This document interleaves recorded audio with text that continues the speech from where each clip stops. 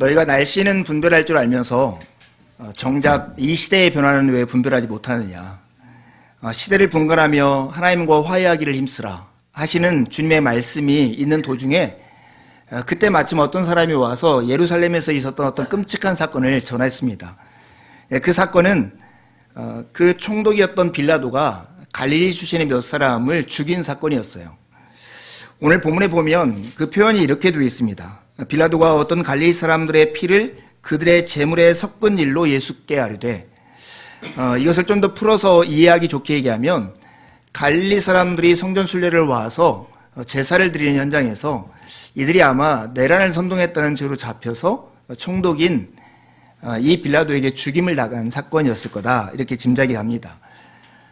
갈릴리라고 하는 지역은 우리나라로 하면 광주와 비슷한 지역이에요. 마치 야성이 굉장히 강해서 지금 노마 식민지에 있는 정부에 대해서 굉장히 반기를 들었던, 무장 봉기를 많이 했던 지역입니다. 반노마 민족주의 운동을 많이 했던 이 갈릴리 출신의 몇 사람이 의심을 받아서 이 빌라도에게 죽임을 당하는 것이죠. 여러분, 우리가 이런 얘기를 들으면 우리에게는 그런 일이 있었대, 어느 나라에 지진이 있었대, 어느 나라에 전쟁이 있대 하는 이야기처럼 들을 수 있습니다. 하지만 지금 예수님과 예수님의 제자들이 어디를 향해서 가고 있는가를 한번 주목해 보십시오. 예수님과 예수님의 제자들은 지금 이 사건이 일어난 예루살렘을 향해서 지금 걸어가고 있어요. 그리고 예수님을 따르는 예수님의 제자들의 대부분이 바로 이 갈릴리 사람들이었다는 거죠. 갈릴리 출신의 제자들이 예루살렘으로 가고 있는데 이 예루살렘에서 빌라도에 의해서 끔찍한 일이 있었다는 것은 제자들의 마음을 동요하고도 남았을 것입니다. 그런데 이 말씀을 들은 예수님의 반응이 참 모질고도 뜻밖인 것 같아요. 너희들 얼마나 두렵니? 얼마나 힘드니? 이렇게 위로하고 격려하는 대신에 예수님이 이렇게 말씀하세요. 야, 이 사람들이 다른 사람들보다 죄가 더 많아서 이런 일을 당한 줄 아느냐? 너희도 만일 회개하지 않으면 다 이와 같이 망할 것이다. 이렇게 하시는 예수님의 말씀을 들은 제자들의 마음이 어땠을까를 우리가 상상할 수 있잖아요. 예수님이 이때는 우리를 격려하고 위로하고 힘을 주셔야죠. 우리에게 회개하라고 명하고 회개하지 않으면 망한다고 말씀하시는 것이 어떤 뜻입니까? 이렇게 되묻는 질문이 나올 수밖에 없었을 것 같아요. 그런데 예수님은 이 빌라도에게 죽임당한 사건 말고도 또 다른 큰 재난의 이야기를 하나 더 붙여요. 모든 사람이 알고 있는 예루살렘 성벽의 실로암 망대 부분에 그 실로암 망대가 무너져서 18사람이 한꺼번에 죽은 사건을 말씀하시면서 이렇게 죽은 18사람이 다른 모든 사람보다 죄가 더 있는 줄 아느냐. 너희도 만일 회개하지 않으면 다 이와 같이 망할 것이다 라고 예수님이 말씀하신 거예요. 아마 제자들도 이 성경을 읽는 우리도 예수님이 왜 이렇게 말씀하시는지 궁금하지 않을 수 없는 것 같습니다. 예전에 세월호 사건 이후에 그리고 쓰나미 사건 이후에 어떤 큰 교회 목사님이 이런 설교를 했죠. 사람들은 다 죽습니다. 그러니까 회개하지 않고 예수를 믿지 않으면 다 저렇게 멸망하게 됩니다. 회개하지 않고 예수를 믿지 않아서 그렇습니다. 이런 설교를 한 것 때문에 사회적으로 많은 지탄을 받았습니다. 어쩌면 오늘 예수님이 제자들에게 하는 말씀도 그와 같이 보일 때가 그렇게 오해되기가 참 쉽사인 것 같아요. 그런데 우리가 믿는 예수 그리스도는 긍휼의 목자이시죠. 그분은 우리를 끝없이 위로하시고 긍휼하시고 우리에게 자비를 베푸시는 분이십니다. 하늘 보좌를 버리고 이 땅에 오서 십자가를 지기까지 우리를 사랑하신 분이세요. 그렇다면 그런 하나님이, 긍휼의 목자이신 주님이 이렇게 말씀하셨다면 우리는 이렇게 되물어야 정상일 거예요. 왜? 예수님은 그렇게 긍휼이 많으심에도 이렇게 모질게 제자들에게 말씀하셨을까? 이렇게 물어야 할 것입니다. 아마 예수님은 의도가 있으실 거다 하면서 그 의도를 살펴봐야 하는 것이 정상일 것 같습니다.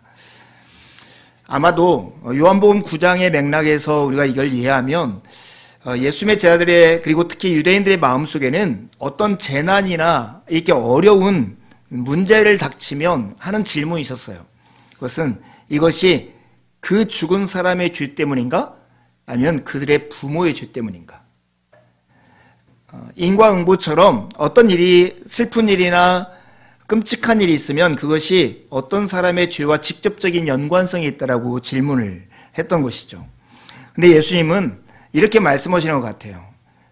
죄가 모든 사람은 죽음의 원인은 죄고, 그리고 모든 사람은 그 죄 때문에 죽게 되어 있는데, 이것은 우리가 특별히 끔찍한 사건을 가까이에서 주목하여서 보기 때문에 이것이 두려운 현장이다. 지금 우리에게 필요한 것이 있다. 그것은 하나님께서 우리에게 요구하시고 원하는 그 삶으로 우리의 삶을 돌이키는 것이다 라고 말씀하고 계십니다. 예수님은 제자들과 함께 마치 섭을 지고 불 속으로 뛰어들듯이 예루살렘을 향해서 가고 있어요. 빌라도가 행한 폭력과 실로암 망대가 무너진 그 일은 바로 얼마 지나지 않으면 예수님과 예수님의 일행들이 경험할 그 사건이었어요. 빌라도에 의해서 예수님은 십자가에서 죽임을 당하고, 예수님을 따르는 제자들은 실로암 망대가 무너지는 것처럼 그들을 지탱하던 삶의 기반이 무너지는 것을 곧 경험하게 될 거예요. 그래서 이 빌라도의 폭력과 실로암 망대의 이 붕괴는 그들에게 있을 미래 일에 대한 예고편과 같았습니다. 이 같은 상황에서 제자들에게 필요한 것이 무엇이었을까요? 예수님은 그것이 바로 회개라고 말씀하시는 거죠. 여러분, 우리가 어려운 일을 당한, 특별히 내 힘으로는 감당하기 어려운 일을 당해서 제발 이 일이 빨리 지나갔으면 좋겠다. 그리고 이 일이 지나가면 내가 이전과 같이 살지 않겠다 하는 그런 마음의 결심을 할 때가 곳곳 자주 있죠. 근데 그런 끔찍한 일을 당할 때 우리는 제일 먼저 하는 것이 그거 같아요. 자책하는 거죠. 내가 왜 그때 그랬을까? 그 사람 때문에 내가 이런 일을 당하는 거야. 나는 어떻게 하지 앞으로? 내가 미래가 너무 불안한데, 두려운데, 이 마음에 내 마음을 이렇게 사로잡힐 때가 많은 것 같아요. 나를 자책하고 남을 막 탓하다가 보면 그 원인을 추적하다 보면 신에 대한 원망들이 있는 것 같아요. 하나님이 정말 사랑의 하나님이라면 이 세상에 이런 끔찍한 일이 어떻게 있을 수가 있어? 이런 일이 있을 수가 없는 거야. 그러니까 하나님은 계시지 않는 거야. 이렇게 말을 하는 사람이 있고, 어떤 사람은 하나님에 대한 두려움 때문에 벌벌벌 떠는 사람들도 있더라고요. 여러분, 예수님은 지금 이러한 우리들과 그 시대의 사람들에게 단순히 위로라고 하는 진통제를 줘서 우리의 마음을 다독이는 것이 목적이 아니에요. 우리의 삶을 이런 처지로부터 우리를 돌이켜서 하나님이 원래 계획하시고 우리에게 목적하신 그 자리에 우리를 두시려고 하는 것이 예수님의 목적이고, 그런 의미에서 우리에게 회개하라고 말씀하고 계십니다. 사랑하는 교회 여러분, 예수님이 지금 우리에게 하시는 말씀은 우리에게는 모질게 들리고 예수님의 성품과 뜻밖의 모습으로 보일 수 있지만, 잘 들으면 오늘 여기에서 우리가 할 수 있는 일이고 해야 할 일을 우리에게 명령하고 있다고 하는 거예요. 그래서 우리는 이런 질문을 해야 돼요. 예수님이 말씀하신 회개가 과연 무엇인가 하는 거예요. 회개하라고 할 때 예수님이 말씀하신 회개가 무엇인가? 우리가 하는 흔한 오해 중에 하나는 회개를 너무 자기중심적이고 지나치게 감정적인 것으로 이해할 때가 많습니다. 이런 거죠.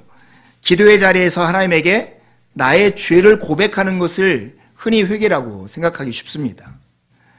하지만 이렇게 고백한 다음에 나의 삶이 달라지지 않는다면 이것은 회개라기보다는 후회에 가깝습니다. 우리는 후회하라고 명령을 받지 않고 회개하라고 명령을 받았습니다. 우리의 삶을 돌이키라는 명령이죠. 여러분, 우리가 어떤 어려운 일을 당해서 과거 속에 들어가서 후회하고 다른 사람을 탓하고 원망하고 미래로 가서 내가 두려워하고 내 스스로 염려와 불안 속에 빠지는 것은 나의 삶을 당장은 진통의 효과를 가져다 줄 수 있을지는 모르지만 나의 삶을 고칠 수는 없습니다. 그러나 오늘 주님의 말씀 앞에 딱 서서 회개하라고 하는 말씀, 너의 삶의 지향점을 바꾸고 방향을 전환해서 걸으라 하는 이 말씀 앞에 서면 우리의 삶이 달라지곤 합니다. 저의 자랑스럽지 못한 특기가 하나 있는데요. 저는 진짜 지하철을 거꾸로 탈 때가 많습니다. 강남으로 가야 하는데 마치 시청 쪽으로 가는 지하철을 타고 아무 생각 없이 뭔가를 책을 읽거나 휴대폰을 보고 가다 보면 한 서너 정거장이 이렇게 쑥 지날 때가 있더라고요. 요즘은 그 개찰구가 참 잘 돼 있어요. 가운데로 이렇게 가로질러 있어서 반대편으로 탔다가 내려서 그 반대편으로 건너갈 때 요금을 안 내도 되는데, 예전에는 여러분 이렇게 가로 방향으로 개찰구가 돼 있어가지고 갈아타려면 요금을 내고 다시 표를 끊어가지고 갈 때가 많았던 거 기억하십니까? 예, 반대 방향으로 내가 한 서너 정거장을 갔다면 가장 빠르고 지혜로운 방법이 뭘까요? 예, 대가를 지불하고 먼저 내려서 반대 방향으로 타는 거예요. 오늘 예수님이 이 재난의 현장에서 회개하라고 하는 말씀이 딱 그와 같은 거예요. 야, 여기 딱 내려서 너의 대가를 지불하고 반대 방향으로 걸어라. 그것이 회개하라는 명령입니다. 예수님이 말씀하시는 진정한 회개, 성경이 우리에게 가르쳐주는 진정한 회개는 관계 중심적이고 전인격적인 것입니다. 여러분, 우리가 회개가 필요한 우리의 상태를 한번 생각해 보세요. 여러분도 머릿속에 좀 그림을 그리면서 들었으면 좋겠어요. 성경은 인간의 상태를 가장 대표적으로 표현할 때 그걸 죄의 상태라고 말합니다.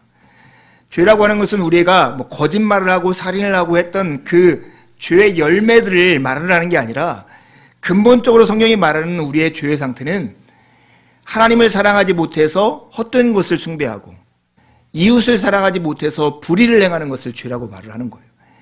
하나님과 이웃과의 관계가 깨어진 상태, 하나님을 사랑하고 이웃을 사랑하라고 하는 그 명령을 지키지 않는 상태를 죄라고 말을 합니다. 선지자들이 이스라엘 백성들을 향해서 정말로 회개하라고 외쳤을 때 회개하라고 하는 내용의 두 가지가 딱 이것입니다. 우상숭배와 사회적 불의에 대해서 회개하라고 말합니다. 그것은 예수님께서 가르쳐주신 가장 큰 계명, 하나님을 사랑하고 이웃을 사랑하라는 말의 반대편에 있는 행위들인 것이죠. 이러한 모습, 하나님과도 관계가 깨어지고 이웃과의 관계가 깨어져서 하나님 아닌 다른 우상을 숭배하고 이웃을 사랑하는 대신에 불의를 행하는 그 모습을 한마디로 표현하면, 땅으로 표현하면 황무지나 불모지라고 말할 수 있어요. 여러분, 비가 오지 않아서 버려진 땅, 그 땅이 한 7, 8년 되어가지고 쩍쩍 갈라진 땅을 여러분 본 적이 있습니까? 그런 땅에는 아무리 생명력 있는 씨앗을 심어도 싹이 트지 않고 자랄 수가 없습니다. 인간의 상태가 딱 그런 불모지, 황무지와 같다는 거는 거예요.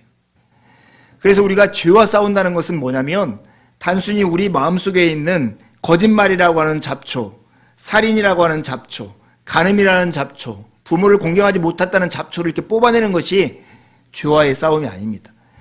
우리가 죄와 싸우는 것은 그것보다 훨씬 더 큰 거죠. 이 불모지가 된 이 땅을 확 갈아엎어서 여기다 물을 대는 것이 죄와 싸움하는 거예요. 그런데 성경은 이 일을 스스로 할 수 없다라고 말씀하는 거예요. 그래서 우리에게는 밖에서부터 오는 은혜가 필요하다고 말씀해요. 그림으로 보면 마치 이 땅을 경작하는 정원사 같은 분이 우리를 완전히 뒤집어 기경해서 이곳에 물을 대어서 씨가 떨어지면 열매를 맺는 땅으로 만드는 것, 그런 은혜가 우리에게 필요하다고 하는 것입니다. 여러분, 예수님은 우리에게 이렇게 말씀하는 거죠. 너희들 회개해야 한다. 내가 너희들의 땅을 지금 갈아엎고 싶다. 황무지같이 버려진 땅을 새롭게 하고 싶다. 너희가 너희들의 마음을 나한테 주고 내가 인도하는 대로 같이 가자. 이게 예수님께서 회개하라고 하는 명령입니다.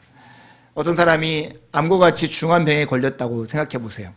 근데 그런 사람에게 식이요법이나 운동만으로 온전히 치유가 될 수 있을까요? 그렇게 될 수 없듯이 우리가 황무지와 같은 마음을 가지고 하나님과 이웃과의 관계가 깨어진 죄된 상태에 살아가는 사람이 자기 스스로 경고를 추구하고 뭔가 잘못된 것을 뉘우치는 것만으로 그 사람이 하나님과 이웃과의 관계를 올바로 할 수 없다는 것입니다. 우리의 마음을 완전히 새롭게 하시는 하나님의 은혜가 우리에게 필요한 것입니다. 회개는 자신의 죄를 깨닫고 그것을 하나님 앞에 고백하며 죄로부터 돌이켜 하나님과 올바른 관계를 회복하는 일련의 과정입니다. 이 일을 위해서 우리는 하나님의 자비와 지속적인 은혜에 의존해야 하는 죄인들입니다. 죄의 핵심이 무엇인지를 다시 한번 마음속에 새겨보십시오. 그것은 하나님 없이 살려고 하는 시도입니다. 하나님 없이 살면 우리는 하나님만이 줄 수 있는 것을 이웃들에게 요구하게 되어 있습니다. 힘이 있으면 이웃의 것을 폭력으로 빼앗고 힘이 없으면 속여서라도 빼앗아서 그것들을 채우려고 하는 게 인간의 본성입니다. 하나님을 의존해 살 때, 하나님이 주신 것에 감사하며 그것을 믿음으로 누리며 살 때, 우리는 하나님의 사랑이 우리를 통해서 이웃들에게 흘러가는 이웃사랑의 삶을 실천할 수 있는 것입니다. 사랑하는 교회 여러분, 인간으로서 우리가 살아가는 인간의 존재는 참 위대한 존재입니다. 여러분, 누군가가 여러분에게 말을 걸어주고 여러분의 말에 귀를 기울여주고 여러분의 마음을 읽어주며 대화하는 상대로 받아준다면 여러분이 되게 내가 참 존귀한 사람이라 하는 것을 느낄 수 있을 거예요. 특히 오늘날 같이 각박하고 개인적인 시대여서 누가 누구의 말을 들어주지 않는 시대일수록 더 그런 마음이 있을 거예요. 그런데 우리가 인간이라고 하는 것이 얼마나 존엄한가를 이 모습에서 찾아볼 수 있어요. 인간은 하나님이 말을 거시는 대상이에요. 내가 너와 대화하고 싶다, 너와 얘기하고 싶다 하는 대상이 인간이에요. 우리의 신음소리까지 들으시며 우리의 외침에 응답하시는 분이 하나님이시라고요. 이 사실이 얼마나 복되고 우리가 얼마나 존엄한지를 보여주는 매우 중요한 증거입니다. 예수님께서 회개하라고 하시는 이 말씀은 재난의 현장에서 매우 모질고 끔찍한 일처럼 들렸을지 모르지만 사실은 우리로 하여금 올바른 길을 가게 하고 우리를 살릴 수 있는 예수님의 처방에 가까운 것입니다.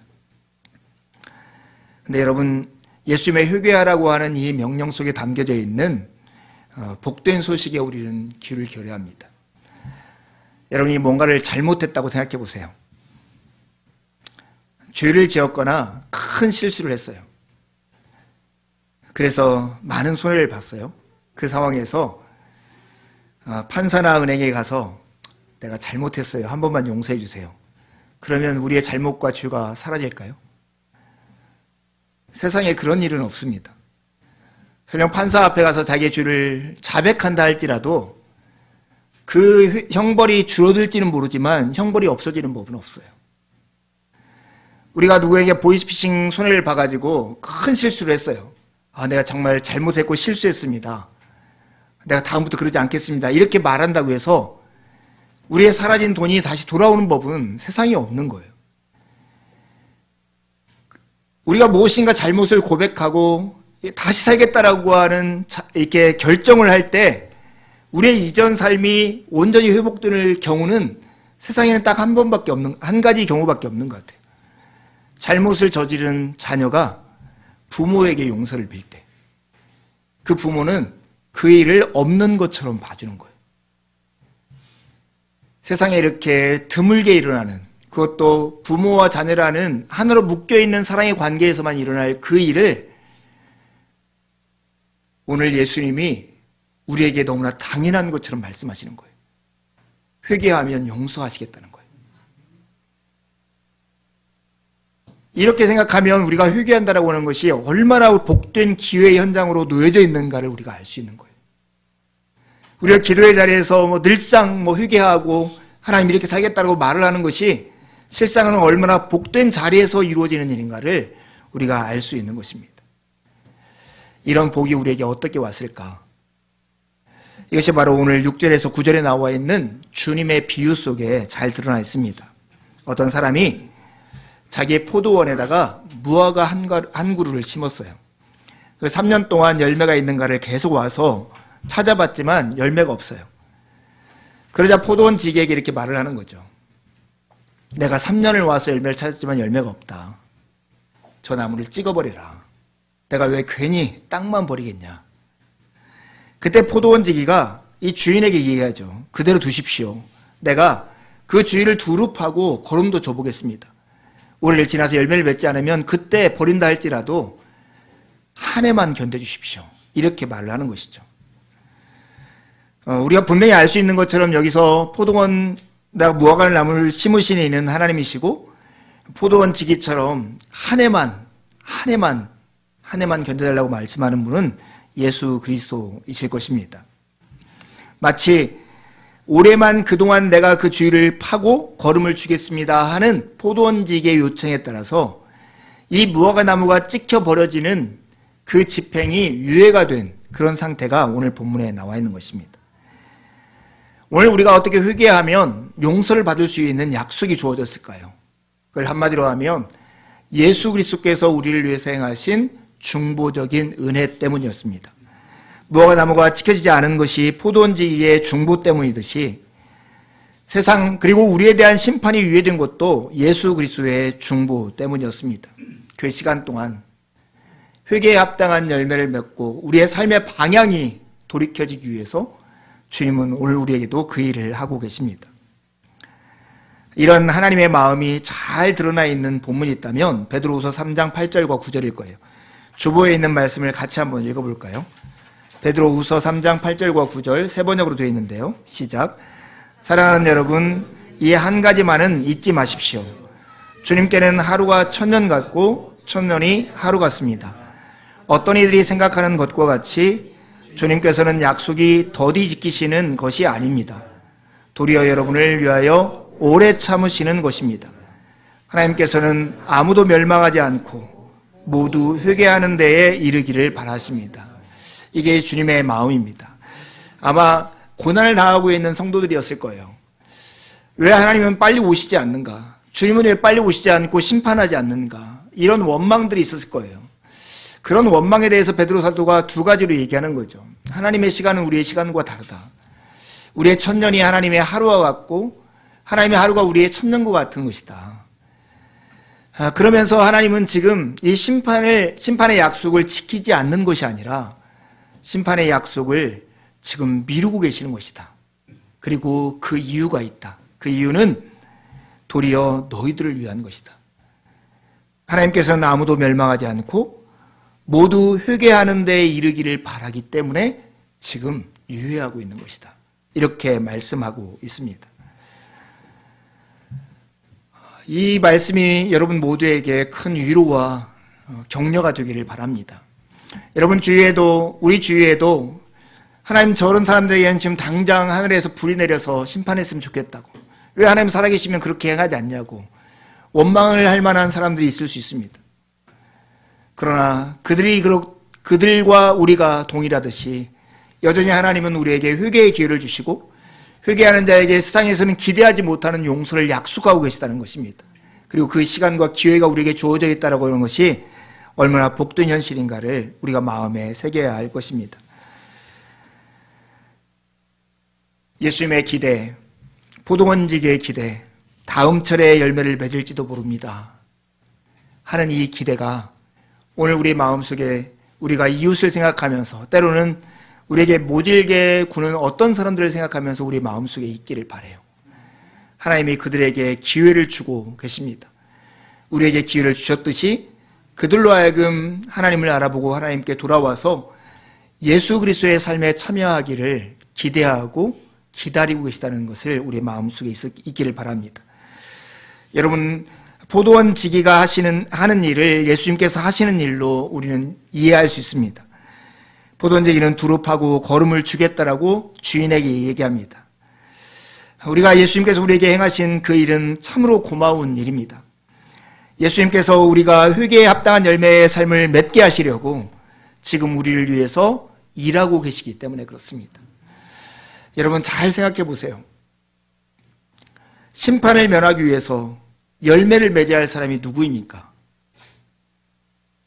이 비유 속에서는 무화과 나무이고 우리 현실 속에서는 우리 아닙니까? 그런데 심판을 유예시키고 열매를 맺기 위해서 일하시는 분은 누구십니까?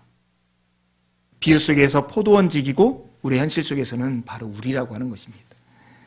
우리가 누려야 할 복을 위해서 예수 그리스도께서 일하고 계십니다. 이것이 바로 복음입니다.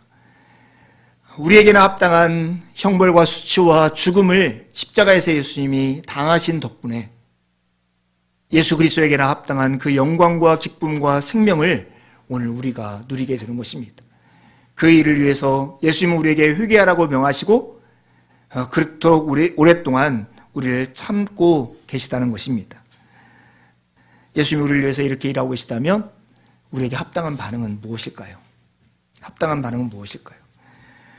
마치 중병에 걸린 환자가 의사의 수술을 기대하고 의사가 말하는 것처럼 자기의 삶의 태도를 맞춰서 이렇게 살아가는 것처럼 주님께 내 손을 맡겨드리고 내 삶을 맡겨드리고 주님의 명령을 따라 살아가는 삶입니다. 그것이야말로 우리를 위해서 일하시는 그리스도에게 합당한 삶일 것입니다. 주님의 일하심을 거부하지 말고 주님께 삶을 맡겨드리십시오. 예수님께서 여러분 안에서 일하실 수 있는 삶의 공간, 다 내 계획과 내 욕심과 내 열망과 내 기호와 내 생각으로 가득 차 있는 그 마음의 일부분을 텅 비워서 예수님이 여러분 안에서 일하실 수 있는 공간을 만들어 주십시오. 하루에 몇 번이라도 기도할 수 있는 시간을 만들고 주님의 말씀을 읽으면서 귀 기울일 수 있는 시간을 가지고 주님처럼 행동하는 습관들을 우리 마음속에 익히는 것, 그것이 바로 주님께서 여러분 안에서 일하실 수 있는 공간을 만드는 것입니다. 그 중에 가장 대표적인 우리의 훈련이 하나 있다면 돌봄입니다. 회개하는 삶의 대표적인 우리 시대의 예가 있다면 서로를 돌보는 것이라고 생각됩니다. 우리는 각자 도생의 시대를 살고 있잖아요. 내 비리는 나만 책임지고 내가 누구의 삶에 간섭하지도 말아야 하고 간섭받기도 싫어하고 내가 오롯이 내 삶을 책임져야 보니까 부담감과 불안은 더 커진 그런 시대를 우리가 살고 있습니다. 그러나 여러분, 하나님이 인간을 창조할 때 인간은 독립적인 존재가 아니라 서로를 의존할 수 있는 존재로 만들었다는 것을 기억해야 합니다. 하나님이 인간에 주신 가장 큰 계명은 하나님을 사랑하고 이웃을 사랑하는 것입니다. 그 말은 우리가 하나님을 의존해 살고 서로와 서로가 의존해 살아가는 존재로 살게 되어 있다는 것입니다. 그러기에 누군가를 의지하고 누구의 돌봄을 받는 것과 누구를 돌보는 것은 하나님이 인간에게 주신 당연한 계획의 일부고 삶의 형태라는 것을 잊지 마십시오. 우리는 서로를 돌보는 일에 참여함으로써 우리가 누구에 의존해 살고 어떻게 살아갈 수 있는가를 확신할 수 있고 확인할 수 있는 것입니다. 우리가 누군가를 힘이 있을 때 돕고 힘이 없을 때 돌봄을 받는 것은 마치 우리의 삶이 스스로 자존하는 존재가 아니라 하나님의 은혜에 묶여 있다는 것을 확인하고 그 믿음을 길러나가는 작업일 것입니다. 주보에 있는 존 스토트의 제자도에 나와 있는 의존에 관한 내용을 우리 한 목소리로 같이 한번 읽어보겠습니다. 시작. 우리는 다른 사람의 보살핌과 보호에 전적으로 의존하여 이 세상에 들어왔다. 우리는 다른 사람이 우리에게 의존하는 인생의 단계를 거쳐간다. 그리고 우리 대부분은 다른 사람의 사랑과 보살핌에 전적으로 의존하여 이 세상을 떠날 것이다. 이것은 약하거나 참담한 현실이 아니다. 이것은 하나님이 주신 육체적인 본성의 일부이며 하나님의 계획의 한 면이다. 여기에 있는 성도들의 부모님들 세대에는 지금 많이 연로해 계셨을 것 같아요.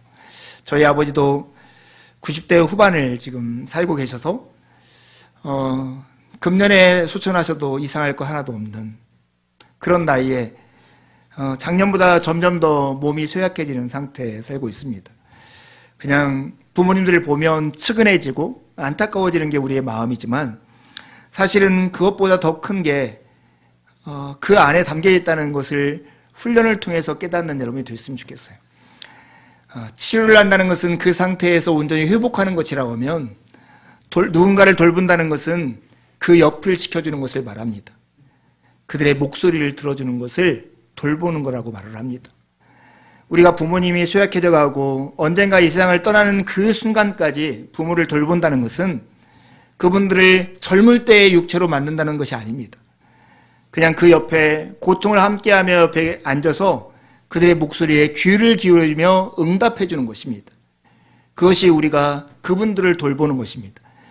그럴 때 진짜 내가 의지하고 내 몸을 맡기고 의존할 수 있는 대상이 있다는 걸 알고 그 뒤에 하나님이 계시다는 것을 이해할 수 있는 데까지 나아갈 수 있는 것입니다.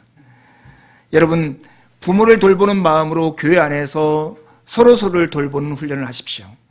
이것이야말로 우리가 어떤 존재인가, 우리가 서로를 사랑해야 가장 행복하고 복된 삶을 살 수 있는 존재라는 것을 깨닫게 될 것입니다.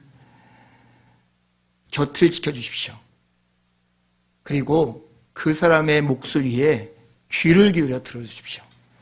이걸 통해서 우리는 그 사람이 사랑받아야 할 존재인 것을 깨닫게 하고 우리가 서로가 의존되어 있는 사랑의 관계 가운데 묶여 있다는 것을 배우게 될 것입니다. 아직 우리에게는 시간이 있습니다. 하나님의 한결같은 사랑을 늘 바라보면서 주님의 진리를 따라서 살아가십시오. 우리의 구원자이신 예수 그리스도와 마음의 결을 같이 하고 그분과 보조를 맞춰서 한 걸음씩 걸어가십시오. 이보다 더 복된 삶은 우리에게 없습니다. 함께 기도하시겠습니다.